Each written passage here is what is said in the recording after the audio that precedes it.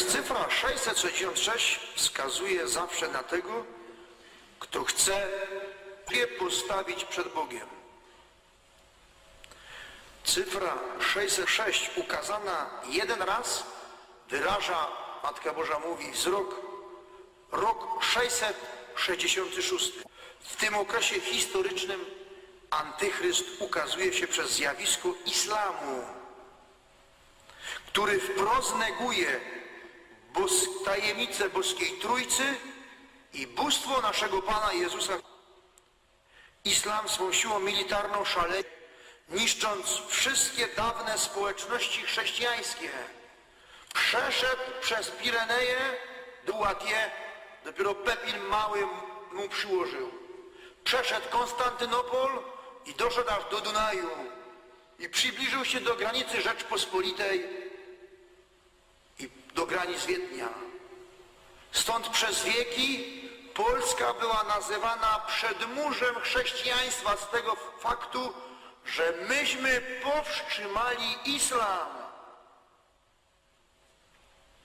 I teraz mamy dwa przedmurza, bo dalej musimy pilnować granice wschodniej. I teraz nas islam atakuje od zachodu i diabelskie moce. Na Warcie, na Odrze, Polska musi budować kolejne wsparcie dla Kościoła i jakieś tunele dostać do Rzymu. Now, on the other hand, you have what you call the moderate so-called Muslims who are not moderate at all. So now Europe has a problem. What does Europe do? It's 350 million. Europe is 50 million Muslims, 300 million non-Muslims. I don't want to say Christians because, you know, the status of Christianity in Europe is pretty bad. Okay. Muslims are buying out all the churches with roll closing down. There is a country called Turkey. Turkey has land mostly in Anatolia, which is Asia Minor, and they have also land across the Bosporus in southeastern tip of Europe, the Balkans. So the Turks have a justification when they say that they are Europeans and they want to join the European Union. Now, there are countries like Germany and France don't really want the Turks coming in. Why? Because the Turks are 70 million Muslims, okay? You already have 50 million Muslims, which would be 120 million Muslims and 300 million non-Muslims. But it's more than what you think it is.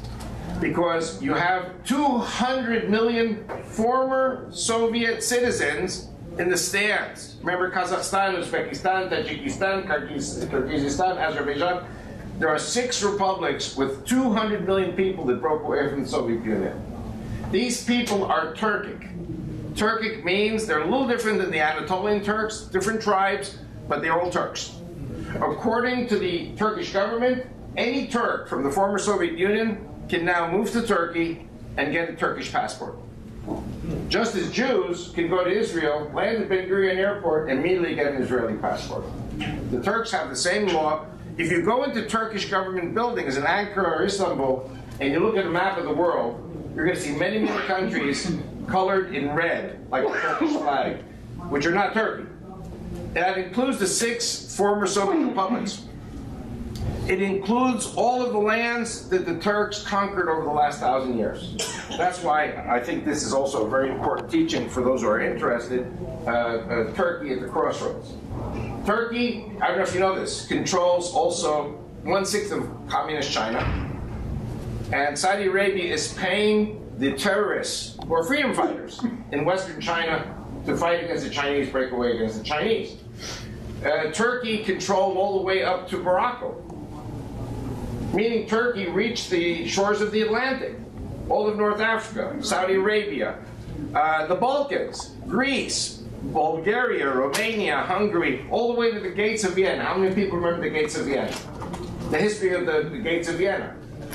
The Turks were at the gates of Vienna for 200 years, until the Polish king and German barons came down and defeated them in 1683.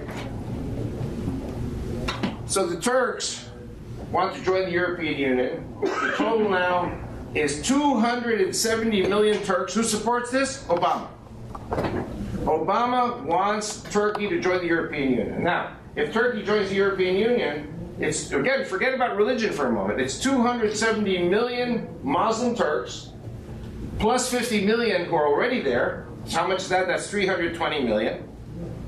The Christians are 300 million versus 320 million Muslims. Guess what? The moment Turkey joins the European Union, Europe becomes a Muslim continent overnight. We don't have to worry about demography. The Muslims take over Europe with 620 million people. How do you get 100 million people? Well, these are the Arabs from the Arab Spring. The Arab Spring, which of course was instigated by the U.S. The Arab Spring was instigated by the U.S. government. The killing of the Christians was instigated by the U.S. government.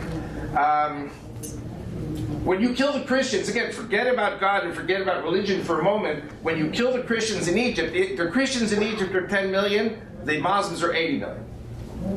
But the economy of Egypt is in the hands of the Christians. If you kill the Christians, you destroy the economy. If you destroy the economy, the Muslims starve. Okay, the Muslims starve, what do? They leave. Where do they go? America. And by the way, in case you don't really believe me that Obama's a Muslim, let me assure you that everyone in the Middle East, especially the Muslims, know that President Obama's a Muslim. Yeah. And that he's going to welcome the Muslims into the United States. Okay. So the U.S. Economy needs 100 million people. Egypt is 90 million, less 10 million Christians. The country's going to collapse. It's only a question of time.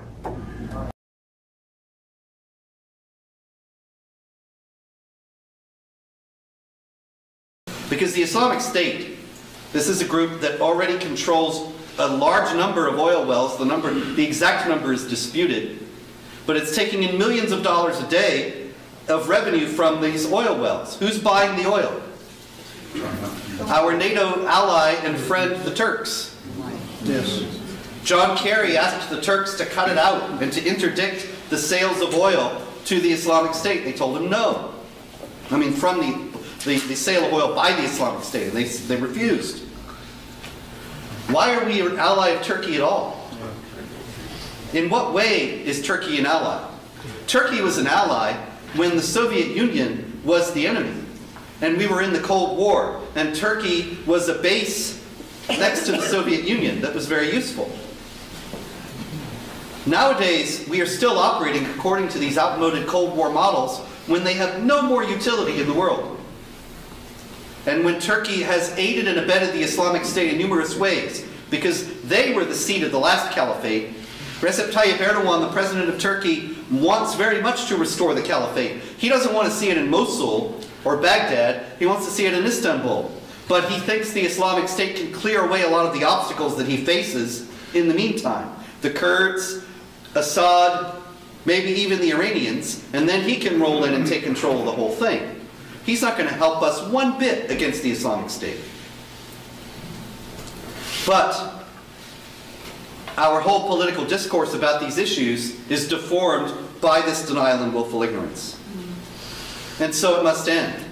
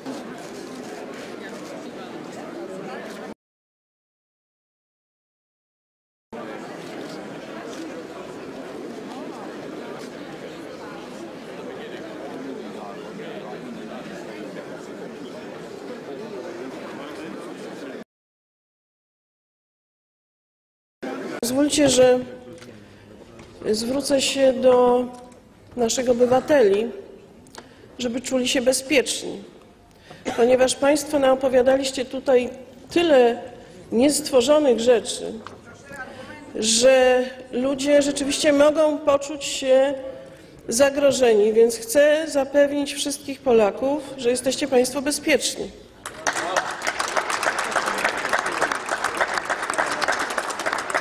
Rozmawiajmy o faktach i merytorycznie, a nie wprowadzajmy zamętu, chaosu i zamieszania. Na jakich podstawie wy to stwierdzacie? Jakie są fakty? Proszę mówić o faktach. Żadnych argumentów. Co różni ministra Błaszczaka od jego poprzedników z Platformy Obywatelskiej? Różni go to, że środki publiczne przeznaczą na podwyżki dla policjantów. Światowe Dni Młodzieży, przygotowania idą bardzo dobrze. Szczyt NATO, przygotowania. Polacy, polscy obywatele mogą się czuć bezpiecznie.